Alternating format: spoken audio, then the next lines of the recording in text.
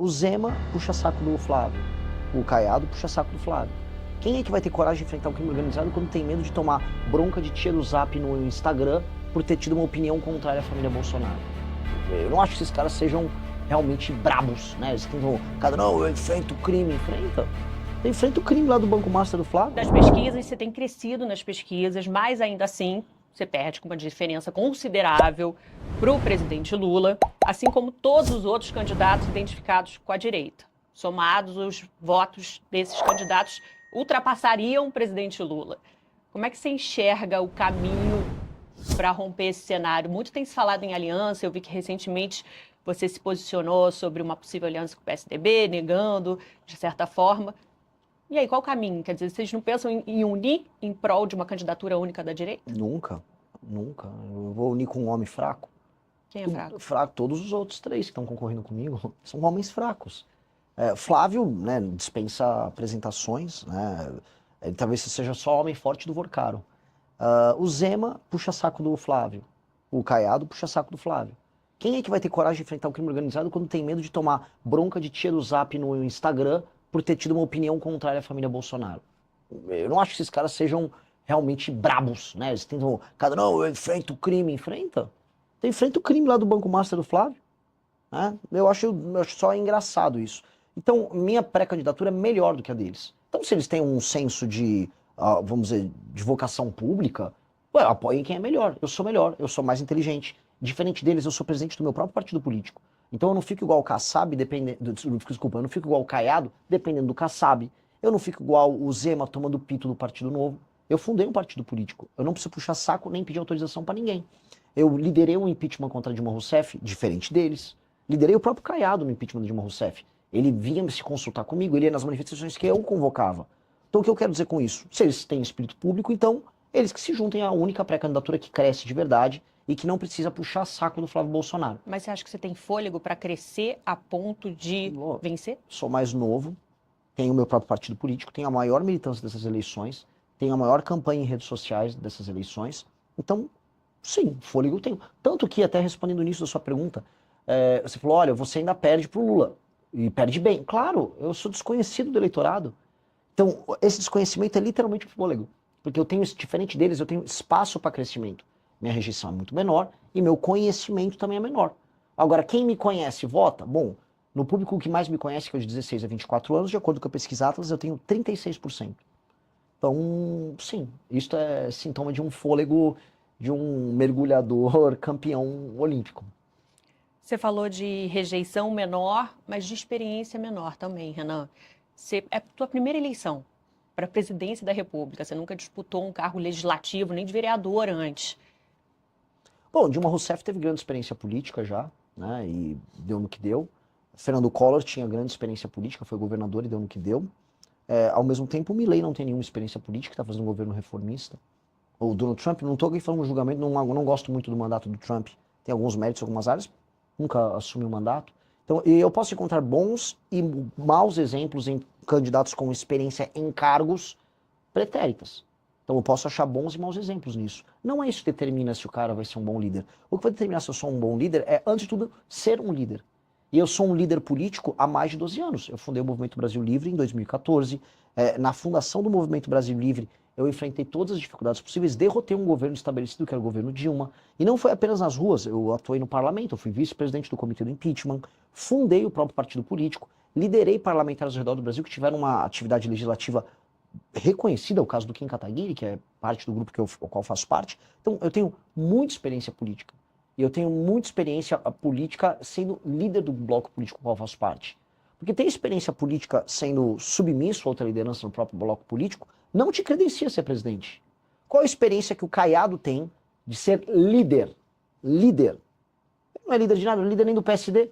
Tem que se submeter às decisões do Kassab. Qual a experiência do Zema de ser líder? Nenhuma. Ele tem que obedecer. Mas governam estados governo importantíssimos. Um técnico pode ser um bom governador. O que está demonstrado, por exemplo, o Zema, até para refrendar o que eu estou falando, o primeiro cargo dele foi ser governador. Tarcísio, o primeiro cargo dele foi ser governador. E ambos queriam ser pré-candidatos à presidência da República. O que eu posso dizer para você é, um técnico como o Tarcísio, que ele era um técnico do governo federal, Um técnico pode assumir um mandato do ponto de vista técnico. Agora, para resolver um problema de um país, você precisa de um líder. Você precisa de um técnico, você precisa de um líder. O Brasil precisa de líder. E líder eu sou, eu tenho muito mais experiência enquanto líder do que todos eles. Flávio nem coloco, porque a função dele é ser filho. A última coisa que um cara como filho é líder. A função dele é ser, eu sou filho do meu pai, atenção, meu nome é Flávio Bolsonaro. Ok, entendi. Então, claramente isso não é um problema. Você fala da experiência do MBL, do movimento que você fundou ali, né, junto e que foi importante no impeachment da Dilma e que trouxe uma juventude grande, que foi essa juventude que fundou agora o partido, Missão, há menos de um ano. Agora, vou levantar uma bola que tem se falado na internet à medida que a sua candidatura cresce, crescem também as críticas. E aí vou levantar para você. O MBL passou por dificuldades financeiras, principalmente no passado. E aí pergunta a você, teve ordem de despejo? E você, Renan, teve processos acumulados como empresário, mais de 40 trabalhistas, 16 ações civis. O que é de verdade nisso? O que você pode dizer? Você está se referindo a uma matéria do UOL, que tem todas essas acusações contra mim, essa matéria é de 2016, feita por um jornalista petista do UOL, que mente ao longo da matéria o tempo todo, e a matéria é muito desonesta. Mas é verdade o fato dos processos? Vou cada um. Você fez uma pergunta ponto a ponto, vou responder ponto a ponto. O MBL nunca sofreu uma ação de despejo por falta de pagamento. Não? Não, nunca. O MBL é super bom pagador, o MBL não tem a gente não usa um empréstimo bancário para se financiar. Que a própria matéria da UOL que você cita traz a sua fala reconhecendo as dificuldades como empresário. Existe o... Não, vamos começar. O MBL não é uma empresa, o MBL é uma associação civil. O MBL, ele alugava um local, e ele foi sair do local, e ele se mudou de local. Ele não devia um centavo de aluguel. Isso não existe. Eu, como empresário, trabalhava com recuperação de empresas de dificuldades. Então, aquelas dívidas eram oriundas daquelas empresas. E as empresas contavam com bens para pagar os débitos delas. No meu caso, foi uma empresa. E sabe quanto eu tenho, por exemplo, de dívida daquela época? Nada, não tenho nada aqui lá. Você conseguiu pagar as dívidas que você A tinha? empresa pagou as dívidas, porque as dívidas eram da empresa. Então, na verdade, as dívidas eram de empresas que você representava, é isso? Que eu administrei. Eu me tornei proprietário de uma empresa, que é uma empresa de portas e janelas de aço, e foi ela. Agora, as pessoas vão lá, você pega o jornalista, e ele fala, porque a família do Renan, do não sei o quê. Não, saiba separar. Meu pai trabalhava com outras empresas, eu trabalhei com uma empresa. E essa empresa, eu saí dela. E essa empresa tinha bens que arcavam com os débitos dela, e é uma empresa que já tinha dificuldades. A matéria é tão desonesta, e o jornalismo daquele Vinícius Segal era tão vagabundo, que ele pegou, disse que eu criei dívidas em 1998. Eu tinha 14 anos nessa época. Tá na mesma matéria. Tá até hoje nessa mesma matéria. Então hoje não tem esses processos que você conseguiu zerar. E os trabalhistas, que a gente sabe que é uma dor de muito empresário. Tanto que eu coloco assim, eu não, em nenhum momento eu acharia deselaborador para mim ter qualquer débito em aberto. Se eu for entrar agora para grandes veículos de mídia no Brasil, a maior parte tem dívida trabalhista e tributária. A maior devedor tributário do Brasil é a Petrobras. Então, dívida todas as empresas grandes no Brasil têm. O pequeno, então, está todo destroçado. Então, não seria nenhum motivo de vergonha e não me desabonaria em nada. Agora, é que só não é verdade, entendeu? São aquelas meias verdades que são utilizadas para atacar. Então, hoje não é verdade. Não. Então, por exemplo, já sei uma matéria uma vez, falou que eu devia 60 milhões de dívidas tributárias. Cara, isso é mentira. Aí, passou uns anos, virou 5. Passou uns anos, virou 3. Passou uns anos, virou 1. Agora, se é uma matéria, acho que foi no Metrópolis, Renan está devendo 40 mil reais. Eu falei, pô, 60 milhões. E nem é verdade dos 40 mil reais. Porque existe um problema, e é um problema que eu vou resolver na presidência da República. Se você tem uma dívida que ou já caducou, ou foi paga, ela demora para sair do sistema da dívida ativa. Aí as pessoas ficam consultando e fica aparecendo um débito que já não deveria estar lá. Aí você tem que entrar com uma ação contra o Estado para obrigar o Estado a retirar seu... Você entrou? Eu entrei, eu falei, tira isso aí, porque não é mentira. Só que não só contra mim, contra qualquer brasileiro. O Estado brasileiro é muito bom na hora de te cobrar e na hora de jogar lama no teu nome. Mas na hora de acelerar o processo para limpar teu nome, ele não é. Não, e é importante isso para esclarecer, porque realmente a falta de experiência em cargo político é algo que vai ser cada vez mais questionado, você já está acostumado a responder. E a partir do momento que você responde, você fala, pô, mas eu fundei um partido, eu sou presidente do partido, que tem outros braços, desdobramentos, até empresariais bem-sucedidos.